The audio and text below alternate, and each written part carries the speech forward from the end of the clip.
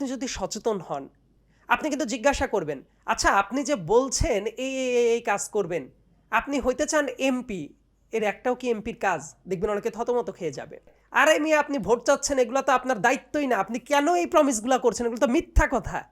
দেখবেন মানুষ যেদিন থেকে এই প্রশ্নগুলো করা শিখবে, তখন থেকে দেখবে পার্লামেন্টারিয়ানের কাজ কি। দেখবেন যে অধিকাংশ এমপি ক্যান্ডিডেটরা সেটা না করে, যেটা এমপিদের কাজ না, লোকাল গভর্নমেন্টের মানে ওই প্রতিষ্ঠানগুলোর কাজ, তারা ওইগুলার প্রমিস করছে এবং ওই জায়গায় গিয়ে জেকে বসছে।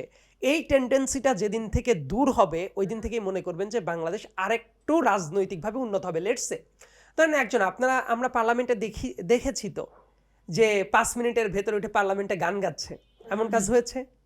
কেউ 4 ছক্কা মারার জন্যই পার্লামেন্টে চলে গেছে, এমন কাজও হয়েছে। এই এই যে এই কাজগুলো যখন হচ্ছে, এর মিনিংটা কি? পার্লামেন্টারিয়ানের কাজ কি উনি এটা জানে না? উনি গিয়ে যেটা করবে, উনি চুপচাপ বসে থাকবে, আরেকজনের পারপাসটা সার্ভ করবে। বাট ওনাকে পাঠানো হয়েছে কেন? দেখেন, এই জবাবদিহিটা কে আদায় করবে? এই জবাবদিহিটা আদায় করতে হবে জনগণের। বিকজ আপনি যদি বিশ্বাস করেন গণতান্ত্রিক দেশের সরকার বানানোর যে সিস্টেম, সেই সরকার বানানোর সিস্টেমের সর্বময় ক্ষমতাটা কার হাতে থাকে? জনগণের হাতে। এই কারণে জনগণ যদি সচেতন হয়, আপনার কাছে এসে যখন এই প্রমিসগুলো করবে, আপনি তখনই বাধা দিবেন যে no, this is not your task. বরং আপনার কাজ কি সেটা আগে ব্রিফ করেন, যে আপনি কি কি পলিসি চেঞ্জ করবেন। দেশের কৃষকদের জন্য কি পলিসি নেবেন, হেলথ খাতে কি পলিসি নেবেন, আপনি নারীদের জন্য কি পলিসিটা নেবেন, স্টুডেন্টদের জন্য কি পলিসি নেবেন, বেকারদের জন্য কি পলিসি নেবেন, এইগুলো আমাদেরকে ব্রিফ করেন। তখনই দেখবেন কি হবে, একেবারে যে ব্যবসায়িক মাইন্ডসেট থেকে যে বসে গেছে বা মাসল পাওয়ার জন্য বসে গেছে, তারা খুব বিপদে পড়বে। এই জন্যই জনগণের রাজনীতি সচেতন হওয়াটা অত্যন্ত জরুরি। হ্যালো এভরিওয়ান, আমি হুরায়রা শেষে ভয়েস উইথ হুরায়রাতে আবার চলে আসলাম নতুন একটা খুবই সময় উপযোগী টপিক নিয়ে।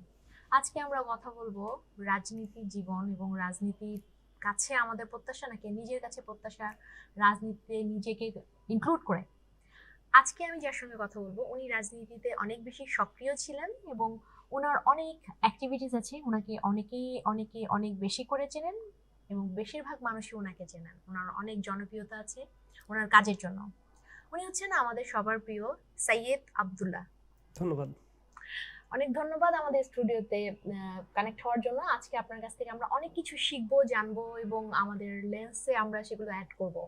উনি সোশ্যাল অ্যাক্টিভিস্ট এবং আমাদের রাষ্ট্রীয়ভাবে আমাদের রাষ্ট্র এবং রাজনীতিতে ওনার কন্ট্রিবিউশনগুলো আমাদের এই মুহূর্তে যদি আমরা জানতে পারি, বুঝতে পারি, তাহলে তো আমাদের দেশের কাছে প্রত্যাশা বা নিজের কাছে প্রত্যাশা বা আমরা কেন কিভাবে কোন পজিশনে আছি সেই জায়গাটাতে আমাদের দায়িত্বের জায়গা অথবা আমাদের প্রত্যাশার জায়গাতে বেশ কিছু জিনিসের স্বচ্ছতা আসবে। আপনার কাছে আমার অনেক কিছু জিজ্ঞাসা, আমি জানি না যে সবকিছু একটা আলোচনায় সম্ভব কিনা, মানে অ্যাড্রেস করা। হয়তোবা সেটা সম্ভব না, বাট ইনফরমালি আমরা বোধহয় অনেক কিছুই আলোচনা অ্যাটলিস্ট শুরুটা করতে পারি, আই গেস। এক্স্যাক্টলি, মানে আমার কাছে মনে হয় যে রাজনীতি একটা এমন ব্যাপার যে আমরা জন্মাই রাজনীতির মধ্যে, বাস করি রাজনীতির মধ্যে, অথচ আমরা রাজনীতিকে জানি না। প্রথম প্রশ্নটাই আপনার কাছে যে রাজনীতিটা কি একটা সাধারণ মানুষের কাছে, যেমন আমি বুঝি না যে রাজনীতিটা কি, কিন্তু রাজনীতি তো আমার জীবনের জন্য বড় একটা ভাইটাল পয়েন্ট, কারণ আমার প্রতিদিনের অ্যাক্টিভিটিসের সাথে কিন্তু এটা ইনক্লুডেড। সো আপনি আমাকে যদি বোঝান যে একটা মানুষের জীবনে রাজনীতিটা কি, রাষ্ট্রের সাথে ইনক্লুড হওয়ার জায়গাটাতে। সাধারণত যেটা হয়, ধরেন যে আমরা টক শো, সভা, সেমিনার, রাজনীতির বিভিন্ন মাঠে ময়দানে এমন অনেক কথা বলতে হয় যে জায়গায় আসলে আমাদের রাজনীতিটা মারমার কাটকাট জায়গায় চলে যায়। বাট আমার কাছে মনে হয় যে এই ধরনের একটা পডকাস্ট সেশনে আসলে কি অনেক গল্পের মতো করে অনেক কথা বলা যায়। সো আমি ওই ইজিনেসটাই আমি আসলে ব্যবহার করার চেষ্টা করব আর কি। রাজনীতিটা নিয়ে আমার কাছে মনে হয় যে মানুষ কেউ যদি মনে করে যে রাজনীতি অনেক দূরহ কোনো ব্যাপার, অনেক কিছু, রাজনীতিটাকে আমরা যদি টিপিক্যাল শুধু মিটিং, মিছিল, স্লোগান, ক্ষমতা, চেয়ার এইগুলোই মনে করি, তাইলে হয়তো বা ওই রকম মনে হবে। বাট আমার কাছে কি মনে হয়, মানে this is part of your life. এখন ব্যাপারটা হলো, দেখবেন যে রাজনীতি শব্দটাকেই এতটা নেগেটিভ মানুষের হাতে অনেক সময় ছিল, বা অনেকেই এইটাকে এতটা কৌশলীভাবে ব্যবহার করার চেষ্টা করে যে মানুষের কাছে মনে হয় রাজনীতি মানে একটা কাঠখোট্টা ব্যাপার, এটার সাথে কোনো কিছুর সম্পর্ক নাই। বাট আমার কাছে মনে হয় যে এক লাইনের ডেফিনেশন হলো এটা পার্ট অফ লাইফ। এটার সাথে প্রত্যেকেই কিন্তু এটার সাথেই জড়িত। লেটস সে আপনার একটা মনে হইতেই পারে যে আমি রাজনীতির ধ্যান ধারণা নিয়ে আমার কিচ্ছু যায় আসে না, দেশের ক্ষমতায় কে থাকলো না থাকলো, কোথায় আন্দোলন হইলো না হলো, কিচ্ছু যায় আসে না। ইয়েট আপনি কিন্তু রাজনৈতিক প্রাণী। তার কারণটা কি খেয়াল করে দেখেন, একেবারে সকালবেলায় ঘুম থেকে ওঠার পরে ব্রাশ করা থেকে শুরু করে সারাদিনের সব কাজকর্ম শেষ করে রাতের বেলায় আপনি যে ঘুমাতে যাচ্ছেন, এই প্রত্যেকটা কাজ কোনো না কোনোভাবে রাজনীতির দ্বারাই কিন্তু ড্রিভেন। লেটসে আপনার টুথপেস্ট যে ব্যবহারটা করছেন ওইটার দাম কেমন হবে, ওইটার দামের সাথে ভ্যাট কি পরিমাণ অ্যাড হচ্ছে, দিস ইজ পলিটিক্যাল ডিসিশন। দেখবেন আপনি রান্না করতে যাচ্ছেন, দেখবেন সিলিন্ডারের দাম, যেমন এই যে ঢাকায় যে মুহূর্তে আমরা কথাটা বলছি, দেখবেন যে সিলিন্ডার নিয়ে ঢাকায় অসম্ভব দাম বেড়ে গেছে, তারা একটা বিদ্রোহ করছে যে আমরা এই দামের বাইরে না হলে সিলিন্ডার আর ছাড়বো না। মানুষও অনেক ক্ষেত্রে বিকল্প পদ্ধতি চিন্তা করছে, আমরা ইন্ডাকশন চুলা ব্যবহার করবো, আমরাও সিলিন্ডারটা ইউজ করলাম না।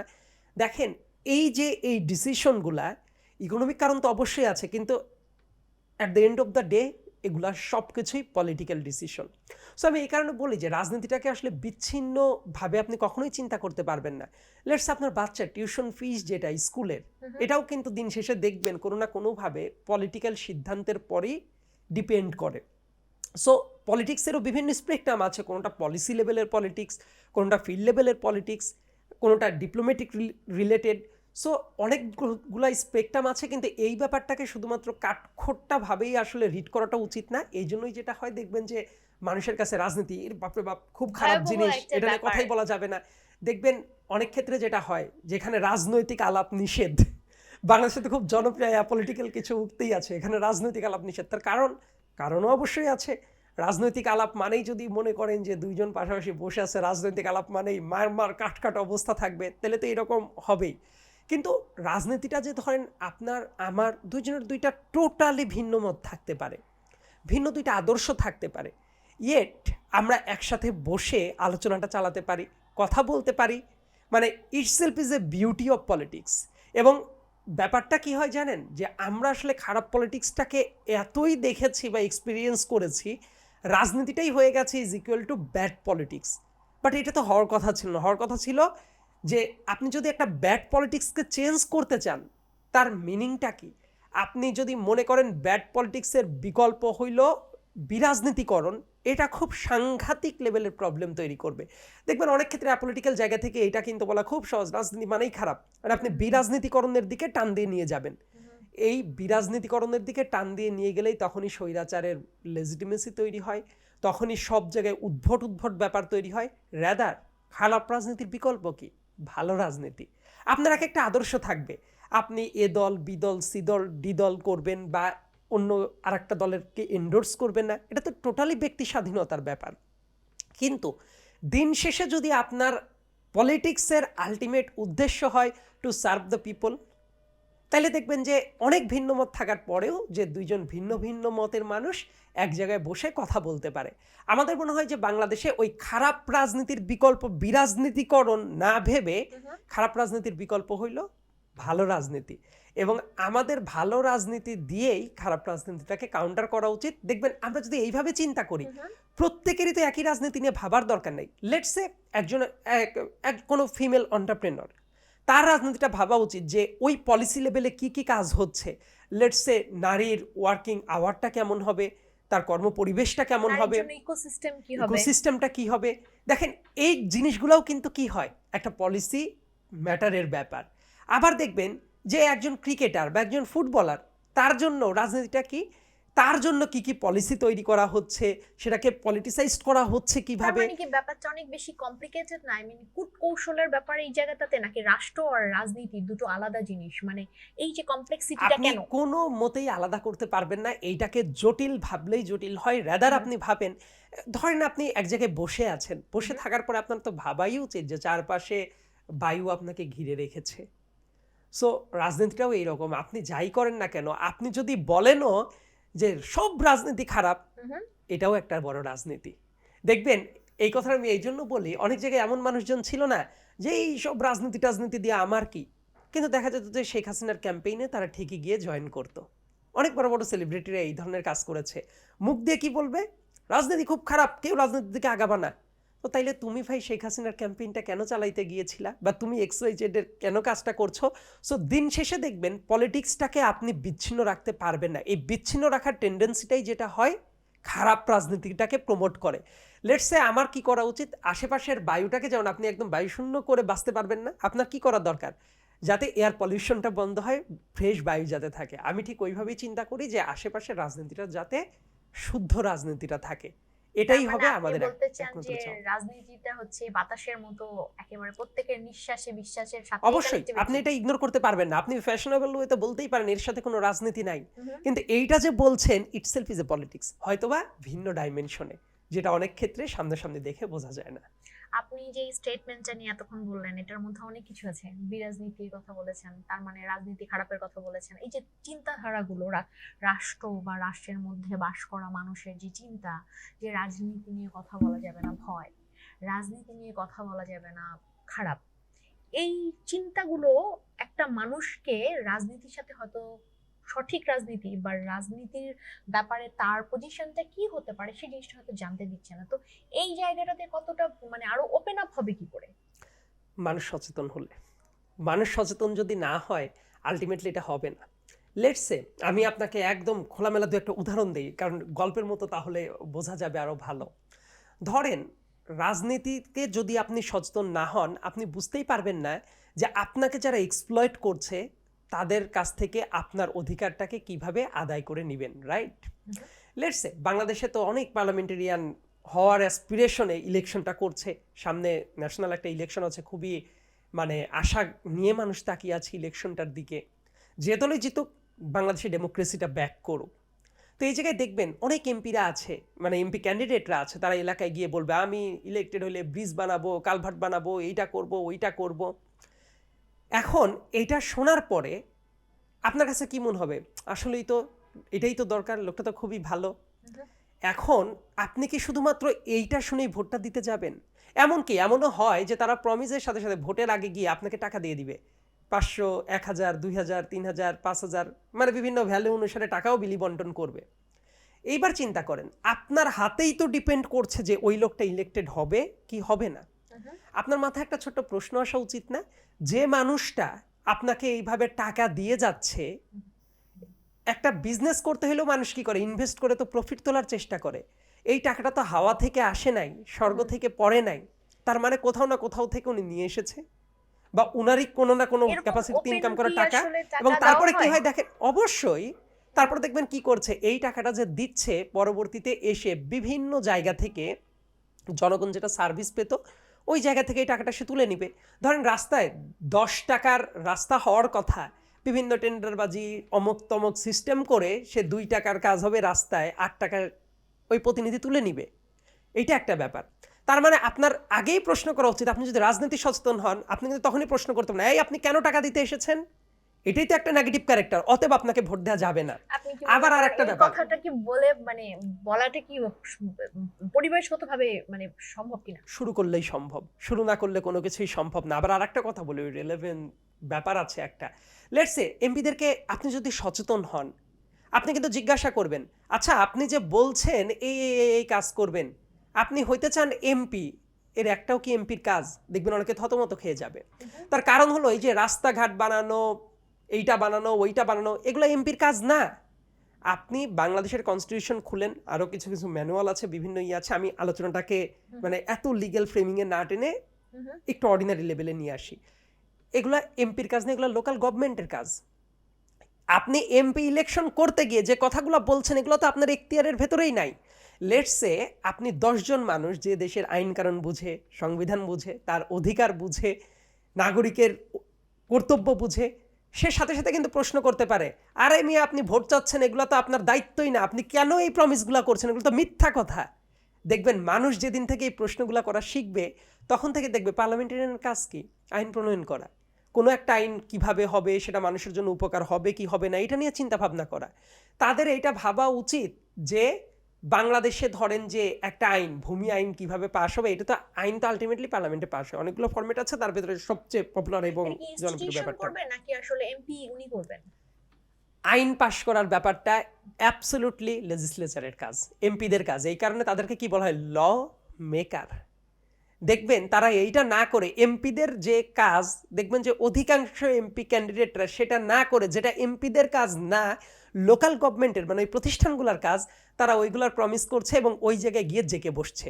এই টেন্ডেন্সিটা যেদিন থেকে দূর হবে ওই দিন থেকেই মনে করবেন যে বাংলাদেশ আরেকটু রাজনৈতিকভাবে উন্নত হবে। লেটসে ধরেন একজন আমরা পার্লামেন্টে দেখেছি তো যে 5 মিনিটের ভেতরে উঠে পার্লামেন্টে গান গাচ্ছে, এমন কাজ হয়েছে। কেউ 4 ছক্কা মারার জন্যই পার্লামেন্টে চলে গেছে, এমন কাজও হয়েছে। এই যে এই কাজগুলো যখন হচ্ছে এর মিনিংটা কি? পার্লামেন্টেরিয়ানের কাজ কি উনি এটা জানে না? উনি গিয়ে যেটা করবে উনি চুপচাপ বসে থাকবে, আরেকজনের পারপাসটা সার্ভ করবে। বাট ওনাকে পাঠানো হয়েছে কেন? লেটসে ওই জায়গায় চমৎকার ডিবেট হওয়ার কথা যে বিবাহের যে বয়সটা আছে 18 বছর, পরবর্তীতে যে স্পেশাল কিছু কন্ডিশনে 16 বছর করা হলো, এটা উচিত কি উচিত না, এইটা নিয়ে প্রত্যেকটা পার্লামেন্টেরিয়ান খুব চমৎকার আর্গুমেন্ট করবে এবং এগুলো কিন্তু সব রেকর্ড থাকে। মানে ওই পার্লামেন্টের আলোচনাটা শুনে মানুষ ঋদ্ধ হবে ওই আইনটা থাকবে কি থাকবে না, কোন কন্ডিশনে থাকা উচিত কি উচিত না। 18 বছর আগে বিয়ে হলে পরে যে একটা মানুষের বায়োলজিক্যাল, মেন্টাল, কন্ট্রিবিউশনাল, তার লাইফ সার্কেলে যে প্রবলেমগুলো হচ্ছে, এই আলোচনাগুলো তো পলিসি মেকারদের থাকা উচিত। এইখানে তো তারা পলিসি মেকার, কিন্তু দেখবেন তারা অধিকাংশই এই আলাপ আলোচনাগুলোর টাইমে ঘুমায় বা কোনো কিছু করে। তাইলে তো তাদের পলিসি মেকার হওয়ার দরকার নাই। তাদের ওই লোকাল গভর্নমেন্টের বিভিন্ন পজিশন আছে যে জায়গায় থাকলে কাজ করা যায়, সেটা করা উচিত। তাহলে দেখেন এই জবাবদিহিটা কে আদায় করবে? এই জবাবদিহিটা আদায় করতে হবে জনগণের। বিকজ আপনি যদি বিশ্বাস করেন গণতান্ত্রিক দেশের সরকার বানানোর যে সিস্টেম, সেই সরকার বানানোর সিস্টেমে সর্বময় ক্ষমতাটা কার হাতে থাকে? জনগণের হাতে। এই কারণে জনগণ যদি সচেতন হয়, আপনার কাছে এসে যখন এই প্রমিসগুলো করবে আপনি তখনই বাধা দিবেন যে no, this is not your task. বরং আপনার কাজ কি সেটা আগে ব্রিফ করেন যে আপনি কি কি পলিসি চেঞ্জ করবেন।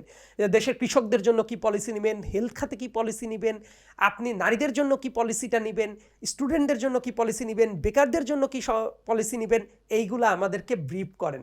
তখনই দেখবেন কি হবে, একেবারে যে ব্যবসায়িক মাইন্ডসেট থেকে যে বসে গেছে বা মাসল পাওয়ার জন্য বসে গেছে তারা খুব বিপদে পড়বে। এই জন্যই জনগণের রাজনীতি সচেতন হওয়াটা অত্যন্ত জরুরি। আমার কাছে মনে হয় যে আজকে আমার প্রোগ্রামের বা আলোচনার সবচেয়ে বড় একটা পয়েন্টস হচ্ছে আজকে আমাদের পডকাস্টের যে একজন সাধারণ মানুষ, যেমন আমি রাজনীতি বুঝি না, আমি বুঝি রাষ্ট্রে ভালোভাবে বসবাস করা।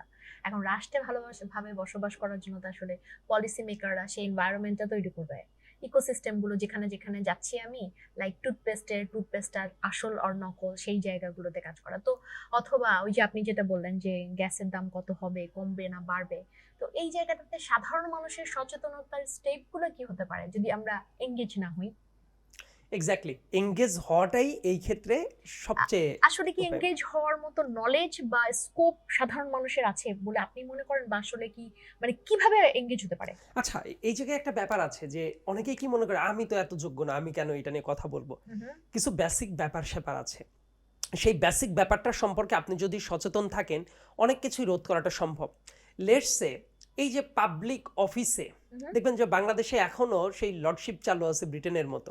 অনেক জায়গায় গিয়ে দেখবেন যে কেউ একজন এসিলেন্ট বসে আছে, ইউনো বসে আছে, আপনি সান না বললে কোনো কাজ হবে না, রাইট? আবার শুধু এই জায়গার হিসাবও বাদ দেন, মানে আপনি একটা প্রাইভেট জায়গায় প্রাইভেট একটা ইসে সার শোনার যে আকুলতা, এইটা না শুনলে আজীব কোনো কাজও করা যাচ্ছে না। হোয়াট ইফ যে আপনি স্যার না বলেও সেই অফিসের যারা স্টাফ আছে, লেটসে ইউনো অফিসে যাওয়ার পরে ইউনোর সাবঅর্ডিনেট যারা আছে তারা তো বাই ডিফল্ট একটা অফিসিয়াল স্ট্রাকচারে স্যার বলতেই পারে, কিন্তু আপনি তো তার অফিসিয়াল স্ট্রাকচারে কেউ না। আপনি গিয়ে বলতে পারেন না যে ভাই শ্রদ্ধার সাথে অবশ্যই যে এই কাজটা করা দরকার, এটা করা যাবে না, বা এটার পলিসিটা কি আমাকে জানান। কিন্তু দেখবেন অনেক ক্ষেত্রে এই জায়গায় অনেকে রিয়াক্ট করে উঠবে, এই আমাকে কেন স্যার বললো না, আমি অমুক আমি তমক। এই যে এই ধারণাটা দেখবেন মানুষের মনেও কিন্তু প্রথিত হয়ে থাকে। এই জন্য মানুষ নিজের থেকেই অনেক জায়গায় অনেক বেশি সাবমিসিভ হয়ে যায়। সো আমার কথাটা কি, এই কথাটাই তো মানুষকে জানানো দরকার। লেটস সে আপনি যে একটা পডকাস্ট করছেন, নিশ্চয়ই আপনার এই পডকাস্টটা অনেক মানুষ দেখবে, যারা জানবে নট নেসেসারিলি সবার কনস্টিটিউশনের উপর বিশেষজ্ঞ হইতে হবে, দেশ সমাজ রাজনীতি নিয়ে অনেক পড়াশোনা জানতে হবে। তারা যদি এইটা বুঝে যে না এটা না করলেও তো হয়, বা আমি আমার অধিকারটা তো বুঝে নিতে পারি। আপনি যখন একটা 10 টাকার প্যাকেটের চিপসটা কিনছেন, ওই 10 টাকার ভেতরে কিন্তু একটা অংশ গভর্নমেন্টের কাছে চলে যাচ্ছে, অ্যান্ড এই অংশটা দিয়েই প্রত্যেকের কিন্তু গভর্নমেন্ট সবার বেতন দিচ্ছে, সব কিছু করছে। অর্থাৎ সরকারের কাছ থেকে আপনি অনেক কিছু পাওয়াটা ডিজার্ভ করেন, এটা কোনো করুণা না।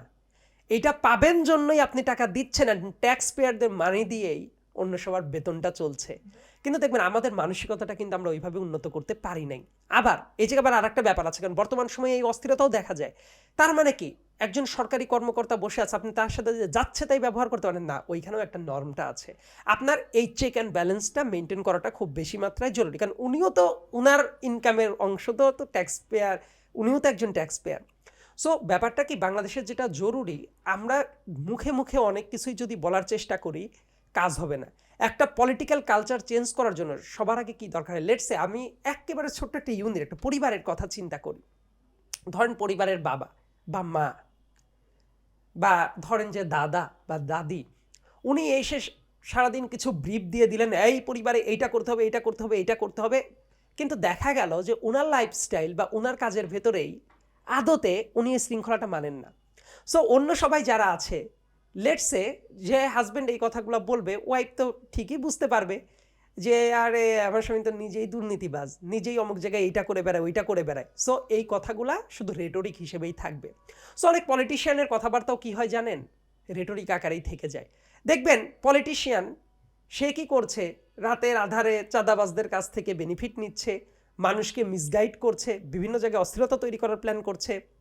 স্টেজে ওঠার পরে সেই যখন আপনি জানেন যে এই লোকটা জেনুইন একটা চাঁদাবাজ, তার আলাদা ইনকাম নেই, সে এটা করেই চলে, সে অবৈধ ব্যবসা করে, সে মানুষকে এরকম ধোঁকাবাজি করে, সেই যখন মাইক নিয়ে দেখবেন খুবই উচ্চবাচ্য করছে যে আমরা সৎশাসন আনবো, আমরা এটা করলে এটা করব, পাশের যে মানুষটা আছে সে কি চিন্তা করবে, আরে ভাই আপনি কেমনি ইনকাম করেন সেটাই তো আমরা জানি।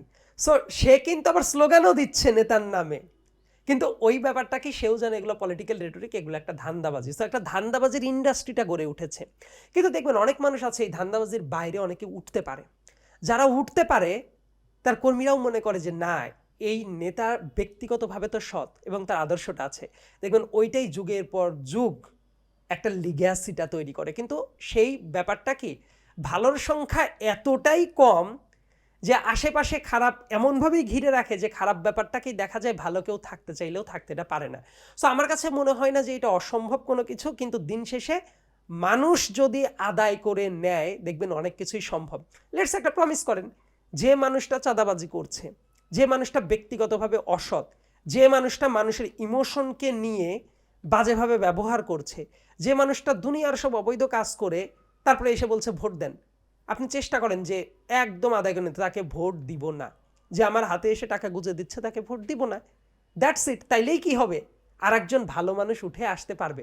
কিন্তু মানুষই যদি মনে করে যে ঠিক আছে আমার হাতে এসে টাকা গুঁজে দিয়ে গেল, আমি ওনারাই ভোট দিব, আপনি তো সেই দুর্বৃত্তায়নটাকে প্রশ্রয়টা দিচ্ছেন। সো এই জায়গায় পলিটিশিয়ানদের যেমন দোষ আছে, মানুষেরও দোষ আছে। একদিনেও চেঞ্জ হবে আমি এটাও বিশ্বাস করি না, কারণ এই সিস্টেমটা এমনভাবেই এগিয়ে গেছে যে সর্বাঙ্গে ব্যথা, ওষুধ দেব কোথা, এই টাইপ। দেখেন এক একজনের এক একটা আইডিওলজি থাকতে পারে, কিন্তু সেই আইডিওলজিটাকে রেখেও আমরা বেসিক কিছু জায়গায় একমত হওয়া সম্ভব। লেটস আপনি বিএনপি করেন, আপনি জামাত করেন, আপনি বিভিন্ন বাম দল করেন, XYZ বিভিন্ন দল করেন, কিন্তু আপনার মাথায় যদি থাকে আমি মানুষকে টর্চার করব না তাদের আইডিওলজিক্যাল কারণে, আমি বিভিন্ন মানুষের অধিকার হরণ করব না, মানুষের আলটিমেট সার্ভিসটা দিব, জনগণের টাকা তছরূপ করব না, এই কয়েকটা বেসিক জিনিস মেনে চললেই তো রাজনীতিটা অনেক সুন্দর হইতে পারতো। আনফর্চুনেটলি অনেকে এটা রিয়ালাইজ করে না, অনেক মানুষ এটা আদায় করে নেওয়ার চেষ্টা করে না। আর আমরা দেখেন এই যে ঘরোয়া একটা আলাপে আমরা যখন এই আলাপটা করছি, বা যারা অনেক অডিয়েন্স যারা শুনবেন হয়তো ওই যে এমপির কাজ যে কোনটা আর কোনটা না, এটাও দেখবেন অনেকের কাছে হইতে পারে এটা প্রথমবারের মতো শুনলো। সে যদি আরেকটু ঘাটাঘাটি করে, অন্তত তার থেকেই একের থেকেই তো 5 হয়, 5-এর থেকেই 10 হয়, এই সংখ্যাটা ধীরে ধীরে বাড়বে। এই জন্যই দেখবেন অনেক রাজনৈতিক আলাপ আলোচনাও চেঞ্জ হয়েছে না। আজ থেকে হয়তোবা 10 বছর আগে যে আলাপ আলোচনাটা চলতো, এখন কিন্তু ওই আলাপ আলোচনা দিয়ে অনেক কিছু চলছে না। হয়তোবা 10 বছর পরে আরও অনেকটা আপডেটেড হয়ে যাবে। এই ক্রমাগত এই জার্নিতে আমাদের এই স্ট্রাগলটা বজায় রাখতে হবে, অন্তত কথাটা থামানো যাবে না। গুড গভর্নেন্স অথবা ব্যাড গভর্নেন্স, এই যে এই কমন সেন্সের মতো একটা বিষয় যে আমি আমার এই জায়গাটাতে আমি নিরাপদ কিনা, আমি আমার ন্যায্য মূল্যে অথবা সঠিক বা মানে যেটা হতেছে নকল কোনো প্রোডাক্ট আমি পাচ্ছি না, আমার সেফটি সিকিউরিটি, এই জিনিসগুলো বেসিক, এই জিনিসগুলো একজন সাধারণ মানুষ পাবে, এইটা তো সাধারণ মানুষেরই প্রত্যাশা। তো এই জায়গাটা থেকে আসলে একজন সাধারণ মানুষ যদি সচেতন হতে চায়, যেটা আপনি বললেন যে আমাদের একটা বড় এক্সপেরিয়েন্স হচ্ছে আমরা অনেক দিন ধরে একটা ব্যাড গভর্নেন্স একটা ব্যাড গভর্নেন্স দেখে এসেছি। তো ওই জায়গাটা থেকে হয়েছে কি যে আমরা আসলে যদি এই জেনারেশনকে বলতে চাই বা আমি একটা ব্রিদিং স্পেস পেতে চাই যেটা সম্ভব এবং আমরা পাবো, এই সচেতনতার জন্যই তো আমরা এত আলোচনা করি বা সবাই কথা বলছি। আপনি কোনো এক্সাম্পল বলবেন যে আমরা আসলে ওই দিকে তাকাবো যে ওরা এরকম ভালো করছে, তাহলে বেসিক একটা দেশের, কারণ আমাদের তো বেশ ট্রান্সফরমেশন গেছে, একটা গ্রে এরিয়া চলছে, এই জায়গাটা থেকে আমরা ধীরে ধীরে একসাথেই তো হবে না, স্টেপ 1 স্টেপ 2 স্টেপ 3 আমাদের মেন্টাল প্রিপারেশন অথবা আমাদের জানার পরিধিটা কোন দিকে আমরা লেন্সটা দিব যাতে করে আমার জীবনে সম্পর্কের সাথে রাষ্ট্রের একটা সুষম ব্যালেন্স এবং আমাকে একটা স্বস্তির একটা নিঃশ্বাস আমি নিতে পারবো। অনেকগুলো প্রসঙ্গ একসাথে তুলেছেন। আমার কাছে মনে হয় যে উদাহরণ যেটা সবচেয়ে গুরুত্বপূর্ণ কথা বললেন, এই উদাহরণগুলো আসলে খুবই ইউনিক। কারণ পৃথিবীর একটা দেশের সাথে আরেকটা দেশ আপনি কোনো অবস্থাতেই একসাথে মেলাতে পারবেন না। প্রত্যেকটা দেশেরই একটা স্ট্রাগলের টাইমটা থাকে, রাইট? দেখবেন যে এই স্ট্রাগলের টাইমটা পার দিয়ে প্রত্যেকটা দেশে এমন একটা স্ট্যান্ডে আমরা যাওয়ার কথা মনে করি। আসলে ক্রাইমলেস সোসাইটি বলতে তো আসলে কিছু নাই। আপনি যদি মনে করেন যে বাংলাদেশ অমুক দেশের ভিসা পাইলে ওই দেশে গেলে বোধহয় আপনি খুব শান্তি পাবেন, ওইখানেও দেখবেন অনেক ক্রাইম আছে। কেন এখন অনেকে বাচ্চা পাঠিয়ে দিচ্ছে না যে না ঠিক আছে দিয়েছে, বাট ক্রাইমলেস সোসাইটি বলতে আসলে কোনো কিছু নাই। আপনি বলতে পারবেন যে ওই সমাজে কোনো ক্রাইম হয় না, এটা বলতে পারবেন না। দেখেন, সো বাট একটা স্ট্যান্ডার্ডটাকে আপনার পর যখন কোনো অন্যায্য কাজ হবে, কোনো অবিচার হবে, আপনার অধিকার হরণ করা হবে, আপনি অনেক জায়গায় ন্যায় বিচারটা পাওয়ার প্রবাবিলিটি অনেক হাই থাকে। এই ব্যাপারটা খুব গুরুত্বপূর্ণ। যেমন ধরুন যে বাংলাদেশে এমন অনেক অবিচার হওয়ার পর আপনি বিচার পাবেন না, তখন আপনি কি বলবেন যে আল্লাহর কাছে ছেড়ে দিলাম। আসলে তো সবকিছুই ডিভাইন ব্যাপারই, এটা আপনি জানেন যে আপনি কোনো সলিউশন পাচ্ছেন না। এই ব্যাপারটা হলো প্রচন্ড হতাশার একটা ব্যাপার। ক্রাইম থাকবে, কিন্তু সেটা করার পরে ধরেন একটা চোর, ডাকাত, সন্ত্রাসী, মাস্তান, সে যদি জানে যে ক্রাইম করার পরে আমি অবধারিতভাবে আমার একটা শাস্তি হবেই, দেখবেন যে ক্রাইম রেটটা অনেক কমে যাবে। আর আপনিও সেন্স অফ রিলিফ পাবেন একটা, যে আপনার বাড়ি থেকে কেউ চোর এসে কোনো কিছু চুরি করে নিয়ে গেল, সেটা ধরাটা পড়বে। ধরেন দু একটা দেশের উদাহরণ দেওয়াটা আসলে পুরাপুরি ঠিক হবে না, কারণ ভৌগোলিক বাস্তবতা আছে, বিভিন্ন স্ট্রাগলের জার্নিটা আলাদা আলাদা। সাউথ আফ্রিকা খুব বেশি দিন না, প্রচণ্ড রেসিয়াল ব্যাপার স্যাপার ছিল ওই জায়গাতে, প্রচণ্ড বর্ণবাদী আচার আচরণ ছিল, আইন করে বর্ণবাদীটাকে জাস্টিফাইড করা ছিল ওই জায়গাটাকে। দেখবেন ওই জায়গা থেকে তারা কিন্তু এই জায়গাগুলোতে ব্যাপক উন্নতি করেছে।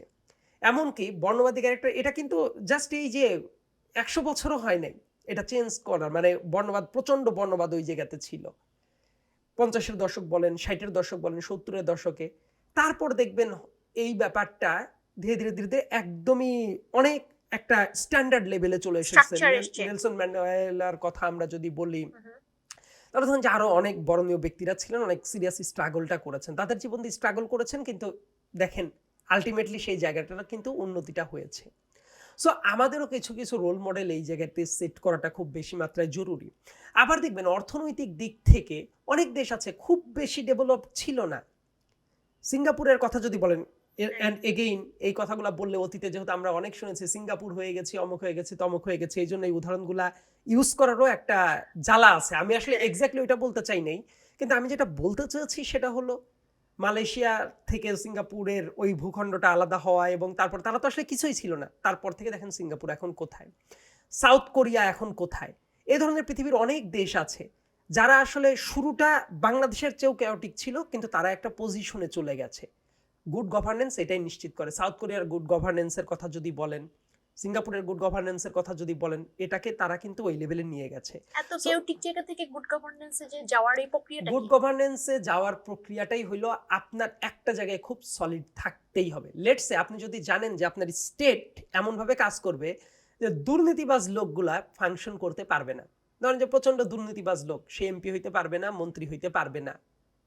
এটাই দেখবেন অনেক কিছু চেঞ্জ করে দিবে। ধরেন যে একটা প্রতিষ্ঠানের টপমোস্ট বস, সে যদি চায় যে আমি একেবারে স্ট্রিক্টলি অনেক কিছু ডিল করব, দেখবেন যে ওই জায়গার সাবঅর্ডিনেট অনেকেই অনেক দুর্নীতি আর করতে পারবে না। কিন্তু যদি দেখেন যে একটা থানায় গিয়ে দেখলেন যে থানার ওসিও দুর্নীতিবাজ, তাহলে দেখবেন একেবারে ওই থানার সাবঅর্ডিনেট সব পুলিশ অফিসার প্লাস কনস্টেবল থেকে শুরু করে এমনকি ওইটার যে ছোট্ট ছোট্ট পেটি কাজ করে তারাও দেখবেন দুর্নীতির স্পেসটা নেয়। কিন্তু দেখলেন যে ওই প্রতিষ্ঠানের বসটা হলো খুবই শক্ত, দেখবেন যে অন্যদের দুর্নীতি তাও করতে পারে কিন্তু সেই স্পেসটা কমে যায়। কড়া একজন হেডমাস্টার যদি থাকে, ওই স্কুলটা দেখবেন অনেক জায়গায় অনেক ভালো চলে। সো আমার কাছে যেটা মনে হয়, গুড গভর্নেন্স একবারেই আপনি চিন্তা করতে পারবেন না যে বাংলাদেশ একদিনই সিঙ্গাপুর হয়ে যাবে, একদিনই কানাডা হয়ে যাবে, এটা হয় না। আমি মনে করি কি, আমাদের এই উত্তরণের পথটা হলো সিঁড়ি দিয়ে ওঠার মতো একটু একটু করে উঠতে হবে। আপনি যদি বলেন নয়া বন্দোবস্ত অমক তমক করে আপনি হাবিয়া দোজকে ছিলেন, এক লিফটে বাটন প্রেস করবেন তারপর একেবারে জান্নাতুল ফেরদৌসে পৌঁছায় যাবেন, এইভাবে কাজটা হয় না, এটা অবাস্তব কথাবার্তা। তার মানে আপনি কি এখন বলতে যাচ্ছেন যারা এই মুহূর্তে খুবই কষ্টে আছে, বলছে যে কি বাংলাদেশ পেলাম, এই বাংলাদেশকে আমি চেয়েছিলাম নাকি, আসলে সেই সময়টা এখনো হয় নাই, স্টেপ গুলো এখনো যায় নাই, এত হতাশার কোনো কারণ নাই, সময় দিতে হবে? আমার কাছে মনে হয় যে অনেক জায়গায় হতাশাজনক অনেক ব্যাপার আছে, কিন্তু সেই হতাশার ব্যাপারটা এমন না যে এই জায়গা থেকে উত্তরণের আর কোনো সুযোগ নাই। আমি এবার দুইটা ব্যাপারই মাথায় রেখে, আমি কখনো বলবো না যে হতাশার কোনোই জায়গা নাই, এটা বললেও মিথ্যা কথা হবে। আবার যদি বলেন যে সব কিছুতেই হতাশা, তাইলেও হয়তো বা কিছু কিছু জায়গা আপনি ইগনোর করে যাচ্ছেন।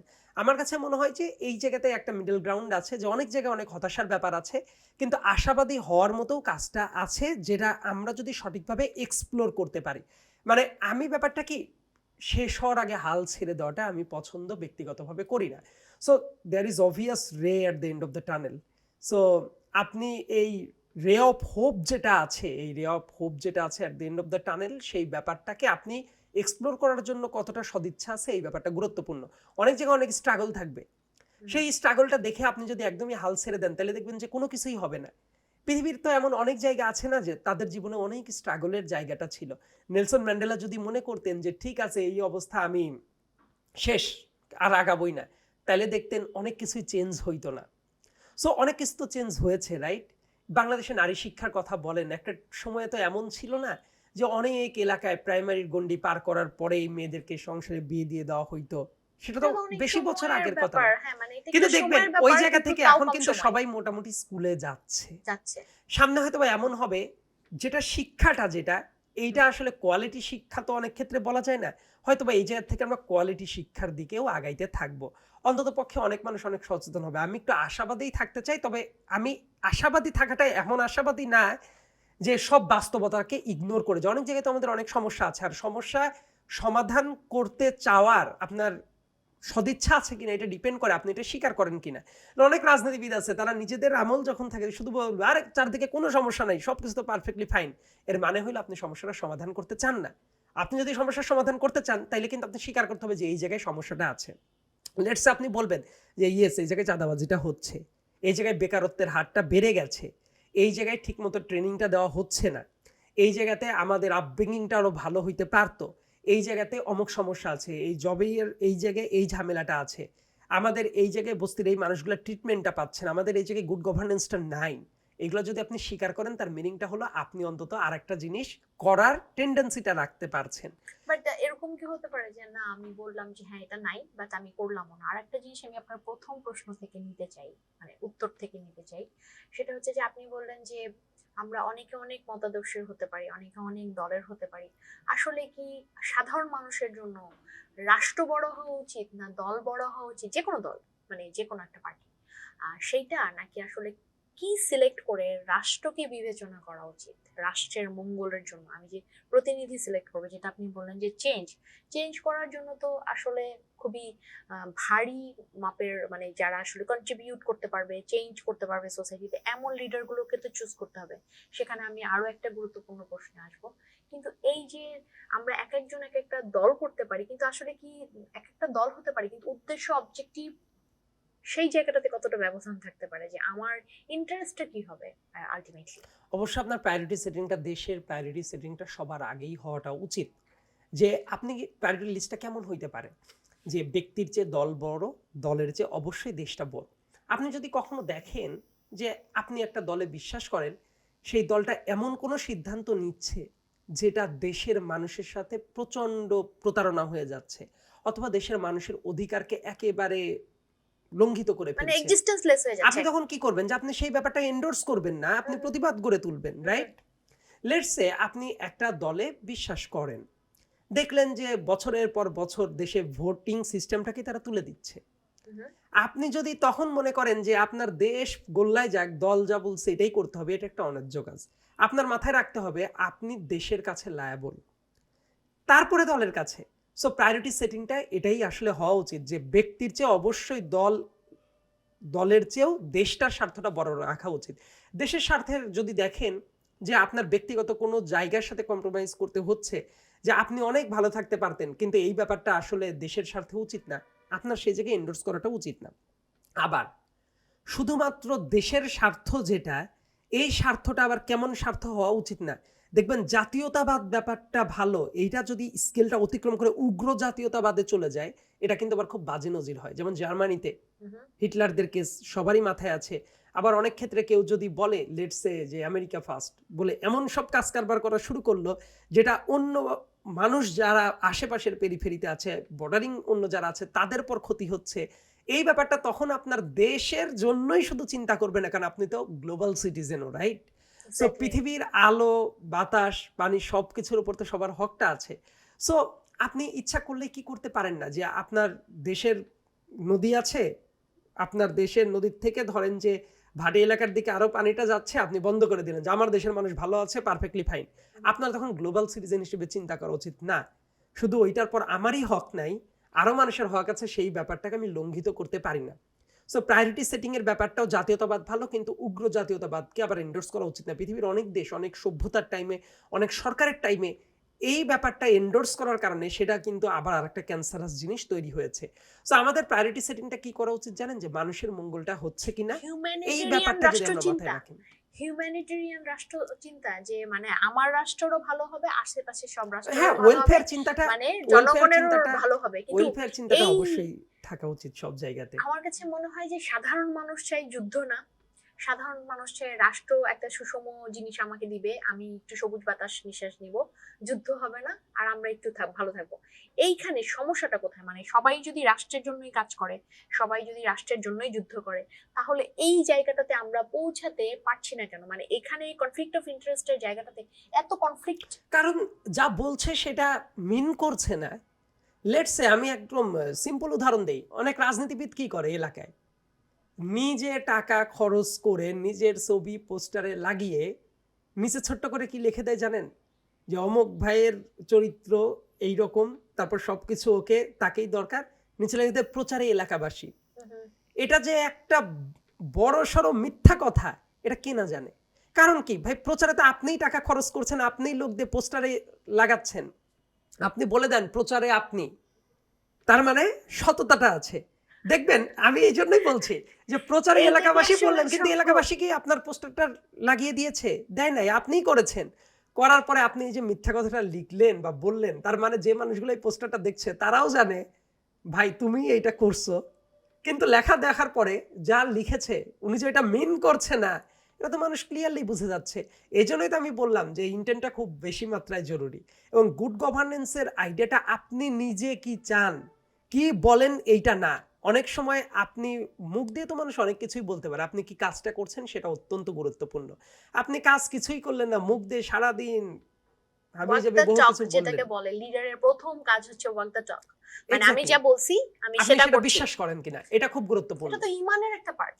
আমি তো বললাম এটাই, যে আপনি যা বিশ্বাস করেন সেটা বলেন কিনা এবং যা বলেন সেটা করেন কিনা। আমরা অনেক ক্ষেত্রে গুড ইন্টেন্ট থাকার পরেও কাজ করা সত্ত্বেও কোনো জায়গায় ব্যর্থ হইতে পারি, ফেয়ার এনাফ, যে আমরা চেষ্টাটা করেছি but at the end of the day we failed. ঠিক আছে, আমরা আবার নতুনভাবে শুরু করব। কিন্তু আপনার প্রসেস, থট প্রসেসই যদি হয় খুবই নেগেটিভ, তাহলে তো এটা ভাই সিরিয়াস প্রবলেমেটিক জায়গা, ঠিক না? সো এই জায়গাটা আমার কাছে মনে হয় খুব গুরুত্বপূর্ণ, যে আপনি একাই পুরো পৃথিবী বদলায় ফেলবেন বা দেশ বদলায় ফেলবেন, দরকার নেই। আপনি যে কাজটার জন্য অ্যাসাইন্ড, আপনি যদি ওই কাজটাও ঠিক মতো করেন, এটাও কিন্তু পার্ট অফ ইউর সার্ভিস, এটাও দেশটাকে অনেক ভালোভাবে চেঞ্জ করতে পারে। লেটস আপনি ছোট্ট একটা কাজ করেন, সেই কাজটা যদি আপনি মনোযোগ দিয়ে করেন, দেখবেন ওইটার মাধ্যমেই অনেক বড় একটা সার্ভিস হতে পারে। ধরেন যে ছোট্ট একটা এন্টারপ্রেনারশিপ, ছোট্ট, আপনি ওইটা খুবই দায়িত্বের সাথে পালন করছেন, ওইটার মাধ্যমে মানুষকে সার্ভিস দিচ্ছেন, দেখবেন ওই জায়গাটাই অনেক বড় একটা স্বপ্নের দ্বার উন্মোচন করে দিতে পারে। কিন্তু দেখবেন এই কমিটমেন্টটা তো নাই। লেটস সে আপনি পৃথিবীর সব জায়গায় খুবই পলিশড জিনিস চান, বেস্ট পসিবল আউটকামটা পাইতে চান, কিন্তু দেখা গেল আপনার পর যে দায়িত্বটা আছে আপনি এটা খুবই কেয়ারলেস, আপনি এটা পালন করেন না। তার মিনিংটা হলো আপনি কি তাহলে ওই সার্ভিসটা ডিজার্ভ করেন? সো আমার কাছে মনে হয় কি, এই জায়গাটা শুনতে খুব খারাপ লাগতে পারে, বাট গিভ অ্যান্ড টেকের সম্পর্কটা আছে। মানে এই জন্যই আমি বলি যে আপনি একজন নাগরিক কিনা, জাস্ট আস্ক ইউরসেলফ। 2 নম্বর প্রশ্নটা হওয়া উচিত, নাগরিক হিসেবে আমার যেসব অধিকার আছে সেটা আমি পাচ্ছি কিনা। 3 নম্বর প্রশ্ন হওয়া উচিত, আমার যেসব দায়িত্ব আছে সেটা আমি ঠিকমতো পালন করছি কিনা। দেখবেন এই 3টা জায়গা যদি আপনি সুন্দর মতো মনে রাখেন, দেখবেন আপনি অনেক কিছু করে ফেলতে পারেন। লেটসে ধরেন যে একজন মা, রাইট? মায়েদের ব্যাপারে দেখবেন অনেক জায়গায় অনেকে কি বলে জানেন, স্কুল কলেজে বাচ্চাদের অনেক ক্ষেত্রে শেখানো হয় যে একজন মা ধরেন যে বাচ্চাকে মানুষ করছে, খাওয়াচ্ছে, তার সব টেক কেয়ার করছে, পড়ানোর কাজে হেল্প করছে, স্কুলে দিয়ে আসছে। তারপর দেখবেন যে ক্লাসে যদি জিজ্ঞাসা করে এই প্রত্যেকের বাবা মা কি করে, দেখবেন হঠাৎ করে ওই বাচ্চা কি বলে উঠবে যে আমার বাবা অমুক করে, আমার মা কিছুই করে না। এই যে দেখেন থট প্রসেসটা itself is a very problematic thing. কিছু করে না মানে কি, তার মানে আপনি ওই যে মায়ের যে সার্ভিসটা ওইটা আপনি কিছুই মনে করছেন না। আপনার কাছে মনে হচ্ছে ও বাইরে যে এই কাজ করলেই এইটা অনার কোড সেট করে দিল।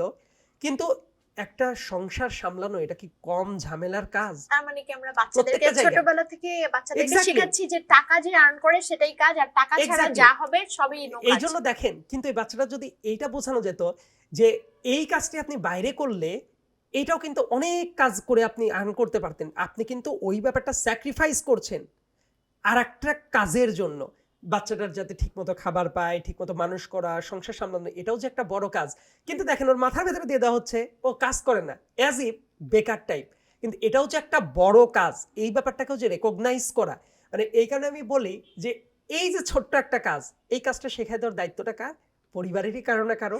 এইটা এই কি জন্য আমি আসলে বলি যে ছোট্ট ছোট্ট কাজ যদি আপনি শেখান, এটা দেখবেন যে মানুষের থট প্রসেসটাকে অনেক ভালোভাবে ডেভেলপ করে দিতে পারে। এটা আমি একটা প্রশ্ন করতে চাই এই জায়গাটাতে, সেটা হচ্ছে এই রাজনীতিটা কি রাজনীতি? আপনি তো বললেন যে সকাল থেকে শুরু করে রাত পর্যন্ত রাজনীতি। এই যে একটা বাচ্চা ছোটবেলা থেকে জানে যে মা ইজ কিছুই করে না, গুড ফর নাথিং, আমার আশেপাশে শুধু দেখি ঘুরে ঘুরে বেড়ায়, খাওয়ার টাইম হয়েছিল মা তো খাবার দিয়েছে আমাকে, আবার এটা তো মায়ের কাজ, কিন্তু এটা মানে অ্যাকনলেজড না যে এটা তার কাজ, মানে মা মা বলে করবে কিন্তু এটা আসলে কোনো কাজ না, মা বলে করছে এটা কাজ না। তো এই যে এই জিনিসটা যে বাচ্চারা ছোটবেলা থেকেই শিখে, এই রাজনীতিটা কি রাজনীতি? যে এই বাচ্চাটাকে কিভাবে শেখানো যায় যে মা যে কাজটা করছে এটাকে বাবা শেখাবে না, মা শেখাবে না, পরিবার শেখাবে না, সমাজ শেখাবে, যে না বাবা শেখাবে যে আমি যে কাজটা করতেছি বা যেই টাকাটা নিয়ে আসতেছি সেই টাকাটা আসলে তোমার মা বাসায় তোমাকে এই কাজগুলো করে দিছে বলে তোমার মাও পারতো, কিন্তু এটা স্যাক্রিফাইস করে তোমাদেরকে মানুষ করছে, এটাকে আসলে বাবার বলা উচিত। কিন্তু মা যদি বলে তাহলে আসলে এটা কেমন শোনায়? যে তাই এটা আসলে সবারই রেসপন্সিবিলিটি। একটা ফ্যামিলির জায়গাটা যেমন ধরেন যে বাবা যদি ওই ব্যাপারটাকে অ্যাকনলেজ করে, একটা সন্তান অ্যাপ্রিশিয়েট করে। সন্তান যদি দেখে যে এই কাজের জন্য বাবা কতটা হাম্বল, কতটা রেসপেক্টফুল, সেও কিন্তু এটাই শিখবে। আমাদের সমাজে দেখবেন যে বাবা মানে মাকে রেসপেক্ট করছে, মা বাবাকে রেসপেক্ট করছে, বা তাদের ভেতরের যে লাভ বা তাদের ভেতর যে কেমিস্ট্রি। ইমোশন, সেই ব্যাপারটা দেখবেন যে খুবই হিডেন থাকে। কিন্তু রাগারাগি করছে, ঝগড়াঝাটি করছে, এই ব্যাপারটা খুবই প্রকাশ্য থাকে। সো এই যে প্রত্যেকটা জায়গা থেকে বার্তাটা দিয়ে দেওয়া, মানে সন্তান যদি ওই ব্যাপারটা আবার রিয়ালাইজ করে যে না এটা তো বাবাই শিখিয়েছে, দেখবেন এই আদর্শটা সে সারা জীবন তার মাথার ভেতরে থেকে যাবে। এবং এই ছোট্ট একটা ইউনিট, আমি ফ্যামিলিকে এই ইউনিট হিসেবে চিন্তাটা করছিলাম, এই ব্যাপারটাই দেখবেন যে বড় করতে করতে দিন শেষে দেখবেন যে পুরো রাষ্ট্রটাই এই ধরনের একটা কাঠামোর ভিতরে চিন্তা করে। তারপরে দেখবেন যে কেউ কোনো কাজ করছে সেটাকে রেকগনাইজ করা, সেটার প্রতি রেসপেক্ট রাখা, এবং আপনি আপনার নিজের দায়িত্বটা পালন করছেন কিনা সেটা বলা। দেখবেন যে এই থিওরিটা যদি অ্যাপ্লাই করেন, রাষ্ট্রের অনেক সমস্যা অনেক জায়গায় সমাধান হয়ে যায়। কিন্তু দেখবেন সেই ব্যাপারটা তো আসলে হচ্ছে না। তার কারণ কি, প্রবলেমটা অনেক জায়গাতেই আছে। এই ব্যাপারটা শুধু আমরা আলোচনার ভেতরেই থাকে না, আমাদের জায়গা থেকে যেটা চেষ্টা করা দরকার যে ঠিক আছে আমি পুরো সমাজটাকে না বদলাইতে পারি, অন্তত আমার জায়গা থেকে আমি যতটা করার আগে জন্য ঘর ক্যাপাবল, বদলাই তারপর খুব রাষ্ট্র। ছোট্ট একটু জায়গা আমি চেঞ্জ করতে পারছি কিনা। আমার কাছে মনে হয় এটা হইলেই, এটাও একটা অনেক বড় একটা জিনিস। আপনার কাছে একটা প্রশ্ন যেটা এখন আই থিঙ্ক যে সবার মনের মধ্যে একটু একটু করে প্রশ্ন, কিন্তু প্রশ্নটা আসলে করবে কাকে? আমি যেহেতু আপনাকে আজকে পেয়ে গেছি, আমি আপনাকে বলবো যে একটা কবিতা আমরা সবাই শুনেছি যে ওরে প্রবীণ, ওরে নবীন ওরে আমার কাঁচা আধমরাদের ঘামের দুই বাঁচা। এখানে আসলে যেই কনটেক্সটে এটা করা হয়েছে এবং আমাদের রাজনৈতিক অবস্থাটাতে এখন যে রকমের একটা অস্থিরতা, সেই জায়গাটাতে তরুণদের কাছে আমাদের অনেক প্রত্যাশা। এখন তরুণ এবং প্রবীণের মধ্যে এই বর্তমান সময়ের সংযোগ এবং অবস্থানটা যদি একটু বলতেন সাথে। আমার কাছে যেটা মনে হয় যে দুইটা ধারণা আছে, যে অতীতে যা আছে সব ভুল, সব প্রবীণরা বাদ, আমরা নবীনরাই সব ঠিক করে ফেলবো। অনেকাংশে কারেক্ট, কিন্তু এটারও একটা প্রবলেম তৈরি করে, যে প্রবলেমটা অনেকেই হয়তো মুখ দিয়ে বলছে না, কিন্তু প্র্যাকটিক্যালি অনেক জায়গায় দেখতে পাচ্ছে। আবার কোনো নবীনদের দরকার নাই, শুধু প্রবীণরা মিলেই থাকবে, আমরাই বুঝি, এই ধরনের হাঁটুর কোনো বয়সী চেঞ্জ ছেলে হবে মেয়ে না। কি বুঝে, এদের কিচ্ছু বুঝে না, এই ধারণাটাও খুবই প্রবলেমেটিক। সো যেটা দরকার, নবীনও থাকবে, প্রবীণও থাকবে, এবং এই দুই জেনারেশনের ভেতরে একটা ব্রিজ কানেকশনটা তৈরি করতে হবে, যাতে করে এই পুরো ব্যাপারটা ঠিকমতো কাজ করে। এই ধারণাটাকে আমি কি বলি জানেন? যে এই ধারণাটা হলো, ধরেন যে একটা চেয়ারের কয়েকটা পায়ের মতো, চেয়ারের ধরেন যে চারটা তো পায়ের মতো থাকে। সো ওই জায়গাতে ধরেন নবীনদের স্টেক থাকা দরকার, একেবারে তরুণদের থাকা দরকার, আবার কানেক্টিং জেনারেশন যেটা তাদের থাকা দরকার, এবং এই পুরা ব্যাপারটা যারা গভর্ন করে মানে পলিটিক্যাল ফোর্স হিসেবে তাদের থাকাটা জরুরি। তাইলে দেখবেন প্ল্যাটফর্মটা ঠিকমতো টিকে থাকে, আদারওয়াইজ কোথাও হেলে পড়বে, কোথাও ভেঙে যাবে। এই তো ফিল্টারিংটা কিভাবে সম্ভব? এই ফিল্টারিংটা সম্ভব কিভাবে?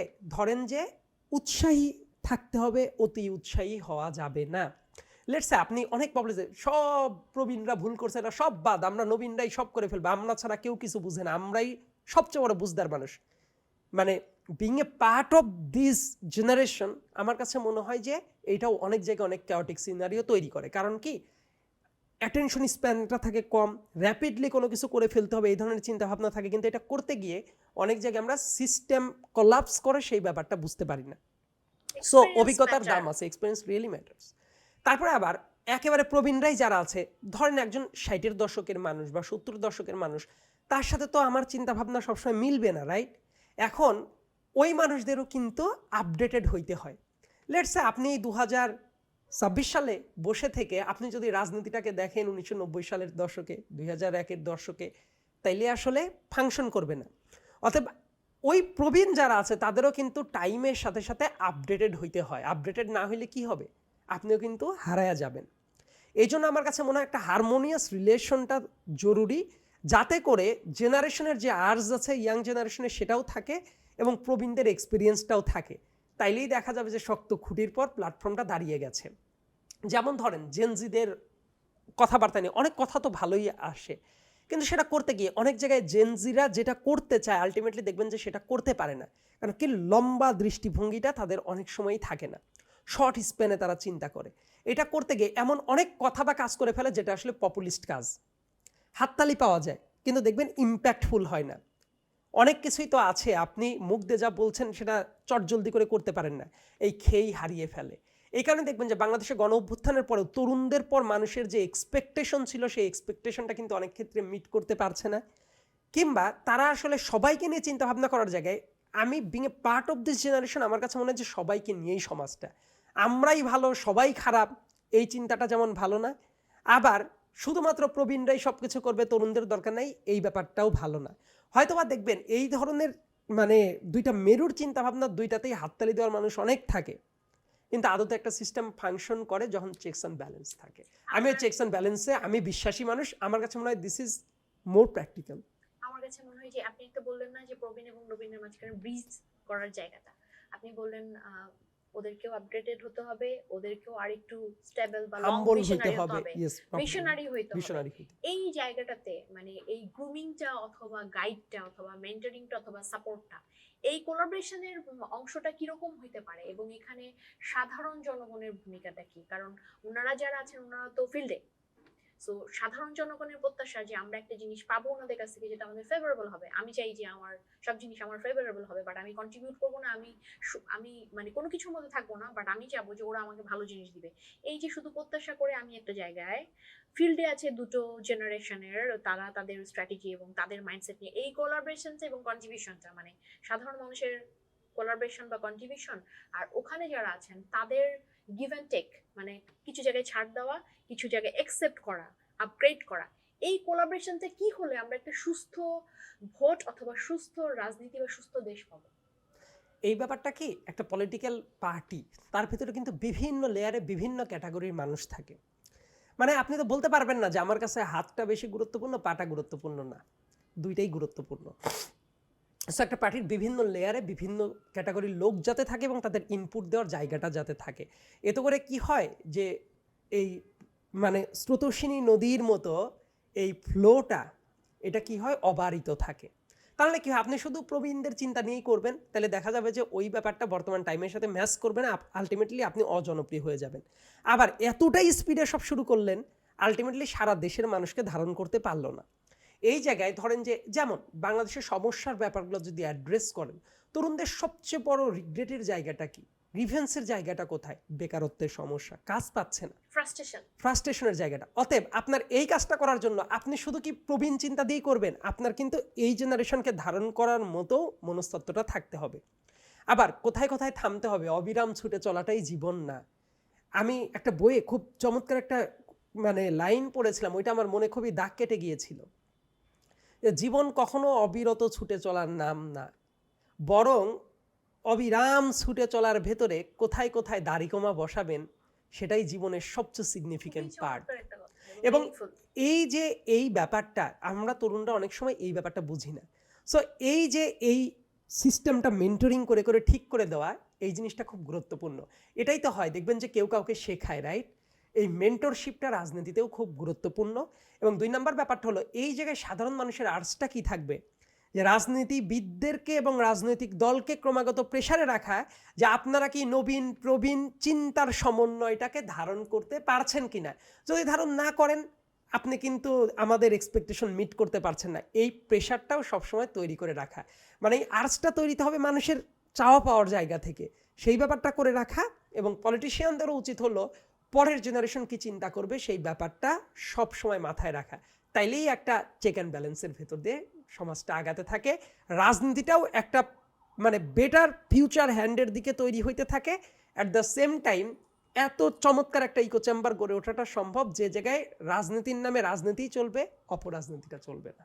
আমার কাছে আপনার কাছে খুবই একটা গুরুত্বপূর্ণ বিষয় জানার আছে, সেটা হচ্ছে যে তাই সামনে তো আমাদের যেহেতু নির্বাচনের জায়গাটাতে আমি যদি আমার জায়গাটাতে বলি, আমার মতো নিশ্চয়ই আরো অনেকে আছেন যে ঠিক তাহলে আমাকে কি রোল প্লে করতে হবে, বা আমি কি আসলে জিজ্ঞাসা করব আমার জায়গাটাতে, যে আমি যে রাষ্ট্র যারা প্রতিনিধি হচ্ছে তাদের কাছ থেকে কি কি জিনিস বুঝে নিতে হবে।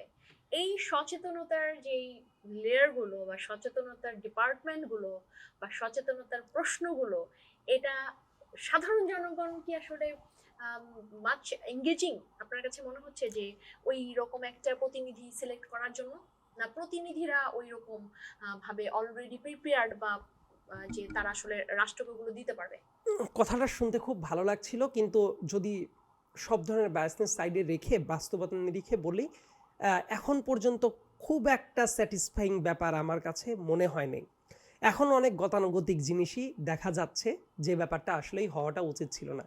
মুখ দিয়ে অনেক কথা হয়েছে, অনেক সংস্কার, অনেক আলাপ টালাপ হয়েছে, কিন্তু এই চিন্তাভাবনার, পলিটিক্যাল চিন্তাভাবনার সত্যিকার অর্থে উন্নয়নের যে জায়গাটা চিন্তাভাবনার, সেই জায়গাটা খুব বেশি স্যাটিসফ্যাক্টরি লেভেলে না। এবং এই জন্যই দেখবেন ওই মারদাঙ্গা মানুষ, মুসলমান, অমুক তমক, তারাই অনেক জায়গায় অনেক প্রভাব বিস্তার করে চলছে, কিন্তু সত্যিকার অর্থে যে কাজগুলো হইতে পারতো সেটা নাই। প্রচারণার মাধ্যমে অনেক ট্রেডিশনাল কাজই চলছে, এবং ওইগুলা দেখেই মানুষ ওই লাইনটাই মনে করছে। কিন্তু অনেক জায়গায় নতুনত্ব আসাটা অনেক বেশি মাত্রায় জরুরি ছিল, তাহলে মানুষ বুঝতে পারতো যে অনেক জায়গায় অনেক চেঞ্জটা আসছে। তবে আমি একেবারেই নৈরাশ্যবাদী মানুষদের মতো হইতে চাই না যে কিচ্ছুই হবে না, কোনো কাজ হবে না। কিছু কিছু জায়গায় সত্যিই চেঞ্জ আসার মতো একটা লক্ষণ দেখা যাচ্ছে, কিন্তু এখন পর্যন্ত স্যাটিসফ্যাক্টরি লেভেলে না। আমি আশা করব ভবিষ্যতে যাতে এই জায়গাটা সত্যিকার অর্থেই হয়।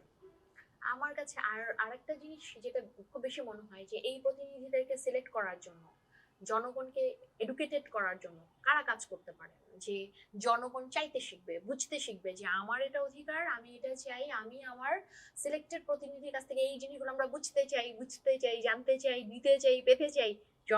জনগণের মাঝখানে যদি এই জিনিসটা না থাকে, জনগণ যদি এঙ্গেজিং না হয়, তাহলে তো আসলে একটা সুষ্ঠু রাষ্ট্র কি আসলে সম্ভব? ইম্পসিবল। এই জন্য যেটা করা উচিত, আমি যেটা চাই কি, ধরেন যে কোনো রাজনৈতিক নেতা কোনো জায়গায় গিয়ে সভা সমাবেশে বক্তৃতা করছে, ওই জনগণের কাছে যখন বলবে আমি এইটা করব, এইটা করব, এইটা করব, সবার আগে তার প্রশ্ন করা উচিত যে আপনার লোক অমুক জায়গায় এই জায়গায় চাঁদাবাজি করছে, সে এই জায়গায় মার্ডারটা করছে, এটা কেন প্রতিরোধ করলেন না, বা এই রকম হইলে প্রতিরোধ কিভাবে করবেন আমাদেরকে জানান। এই জায়গায় এই ধরনের ভুয়া ধান্দাবাজিটা চলছে, ইমোশনকে বিক্রি করা চলছে, যেটা আসলে জেনুইন কোনো কিছু না, এটা কেন হচ্ছে, এটার জবাবটা দেন।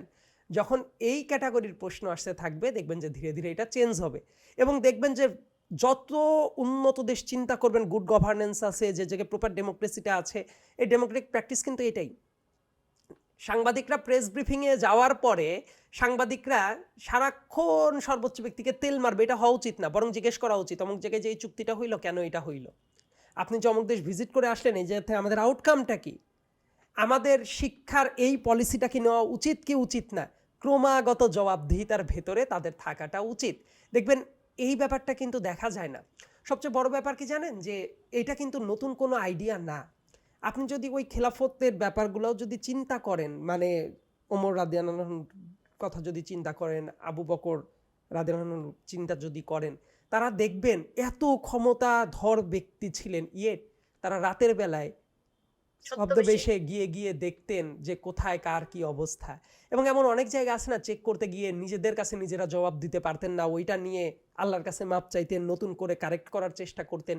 আমাদের সব কিছু সমস্যার সমাধান হবে না, কিন্তু এই যে চেষ্টাটা, এই চেষ্টাটাকে সাধুবাদ জানানোটা উচিত। আমার কাছে মনে হয় এই প্রশ্নগুলো জনগণ যেদিন জানা শিখবে, যে যার পকেটে নিয়ে গিয়ে আপনি টাকা দিয়ে ভোট কেনার চেষ্টা করবেন, ইমিডিয়েটলি যদি ওই বাড়ি থেকে প্রতিরোধটা গড়ে ওঠে, এই যে দেখেন এই জনপ্রতিনিধি টাকা দিতে কিনতে আসছে, কত বড় ইতর এই লোকটা, বরং এরে ভোট দিবেন না, তাহলে দেখবেন পরের দিন থেকে ওই জনপ্রতিনিধিকে আর টাকা দিয়ে ভোট কেনার সাহসটা করবে।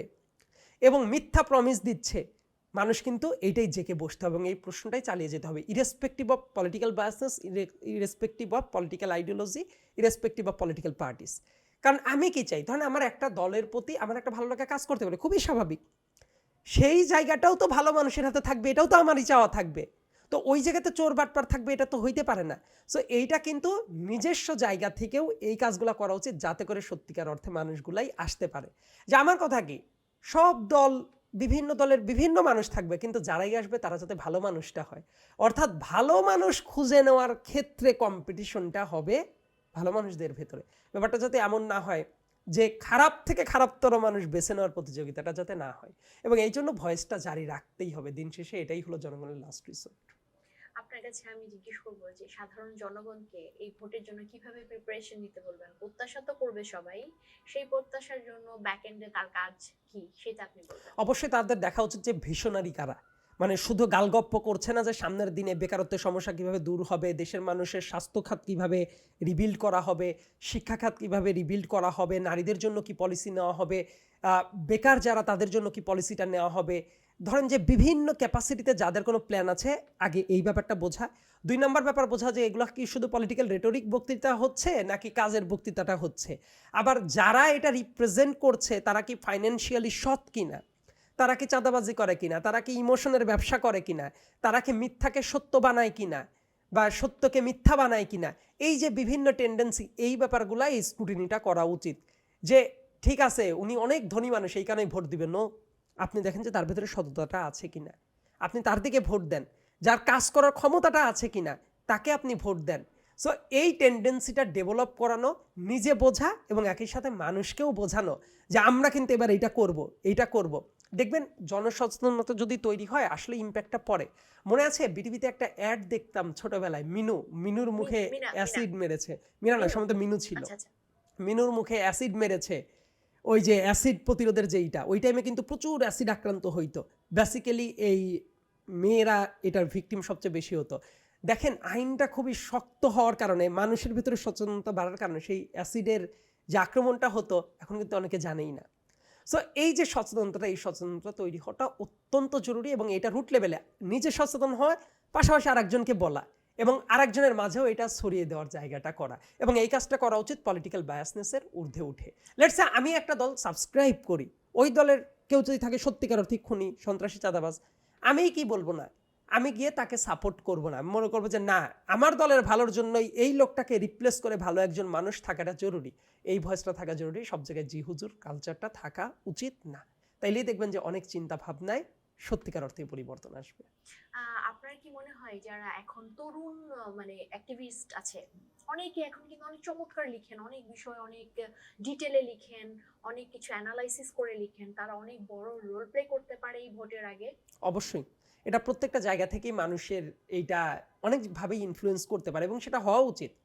ধরেন যখন অনেক মানুষ কোনো একটা ব্যাপার নিয়ে কথা বলতে শিখবে এবং সেই চাওয়াটা বলাটা সেটা যৌক্তিক, তখন দেখবেন সত্যিকার অর্থে এই ভয়েসটা কি হয়, ইকো হয়, 1-এর থেকে 10 হয়, 10-এর থেকে 100 হয়, 100 থেকে 1000 মানুষের কণ্ঠে সেটা ধ্বনিত প্রতিধ্বনিত হতে থাকে, এবং এটা খুব গুরুত্বপূর্ণ।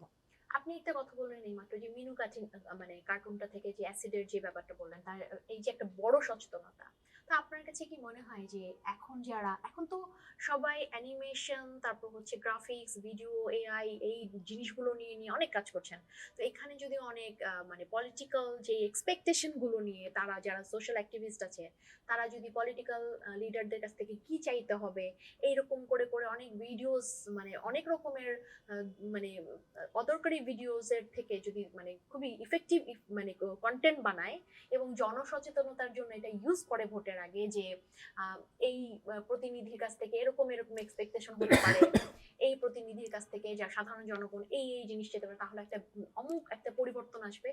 অনেক বেশি পরিবর্তন আসতে পারে এবং এটাই তো হওয়া উচিত।